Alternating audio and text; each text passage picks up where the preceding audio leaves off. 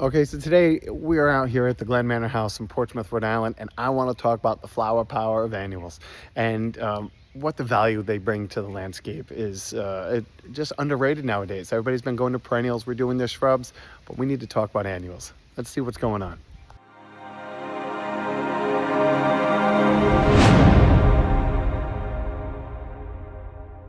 Okay, so this is an amazing property. Lots of wedding venues. It's an old manor house, and there's just so much interest on the property itself.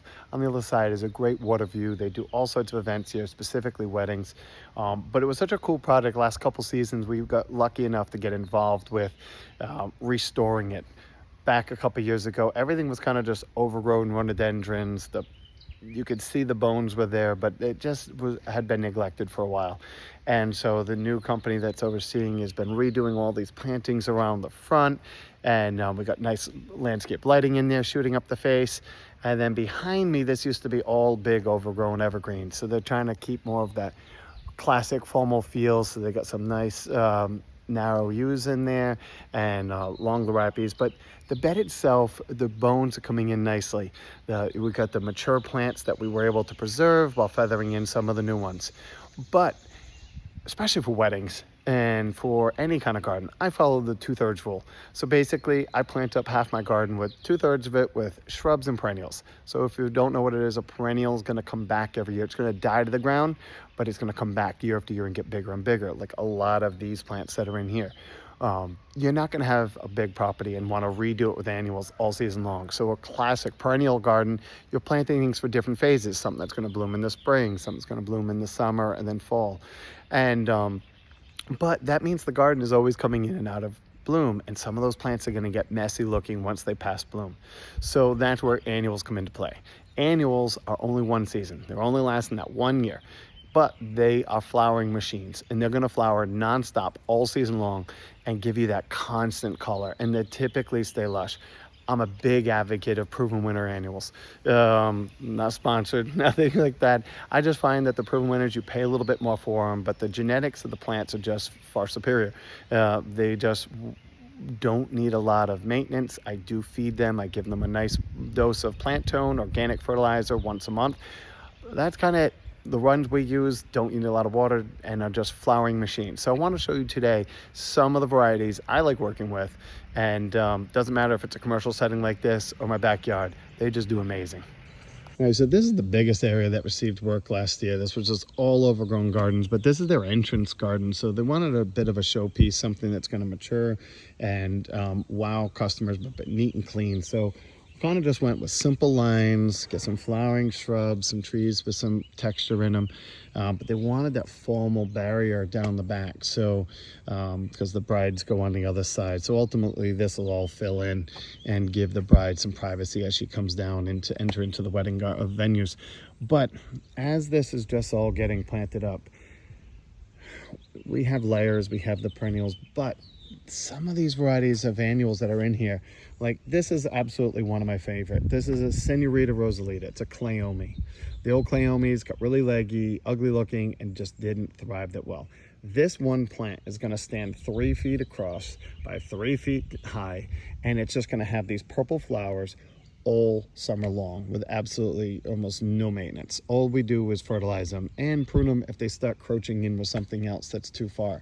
So Senorita Rosalita is one of my favorites.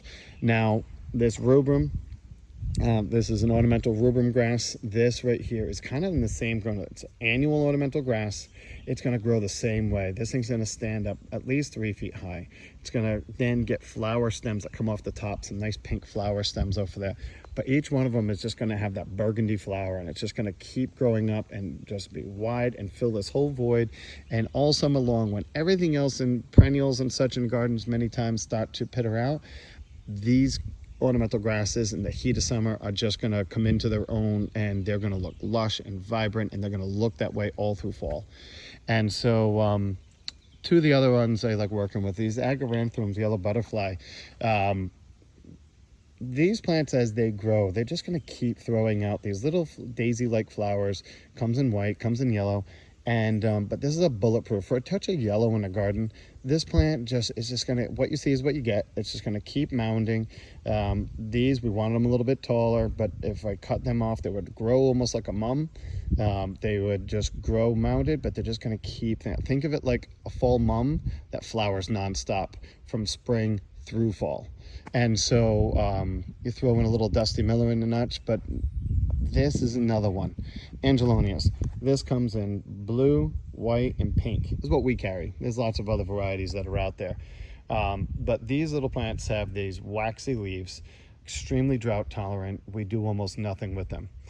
They stay looking lush, they start going through, and they just keep throwing out flowers all summer. They are slow to get going. So some people, they're grossly underrated because the fact that they just take so long to really come into their own. But once they get going, they're just going to keep kicking out those flowers all season long. And very little bug issues, drought tolerant. Throw them next to these reblooming proven winner butterfly bushes. These, I believe, are Lo and Behold, or Blue Chip maybe. And but the proven winner butterfly bushes, I find they're not as strong of a pollinator, but they are sterile, so you don't have to worry about the seeds for those who worry about butterfly bushes. But it's a dwarf variety that's a rebloomer. So these, I do find that once these individual flower stems go past, if you snip those off, it will keep growing, and they grow fast. So this is going to triple in size in here, but it's just going to keep throwing out flowers on and off all summer long. So again, when they get into the backyard, it's an amazing property with amazing views. I see why it's so popular for weddings. And this is why, like, when typically in here, they've got these nice, we call them the twin gardens on either side. These are all just new plantings, but that's really what you're trying to do, is just follow the patterns that you like, stick with the plants that you like, and then just kind of simply feather them into all the different areas. And it just, on a big property like this, you don't need a lot to kind of just make a little pop, because they've got so many mature plantings. You're not looking to do it all over again. But I just want to show you a couple more plants. And now granted, these have just been planted, so they're going to come into their own a little bit more yet. But they are some great plants for if you have this garden here it's got sun and shade, and but it's also, when it's in sun, it's going to get hot because they have this little fountain in here. So Dusty Miller is great for trying to just get a little bit of height and get that white texture. But these blue salvia that are on the end are so grossly underrated.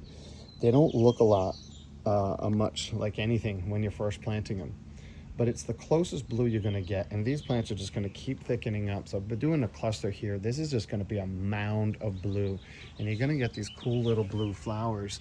These are just the buds, so when they open, they're even a little bit bluer. And so you put those with some of these, again, forgive the fact that it's just been planted, so plants are a little beat up at the moment, but this is Mezu.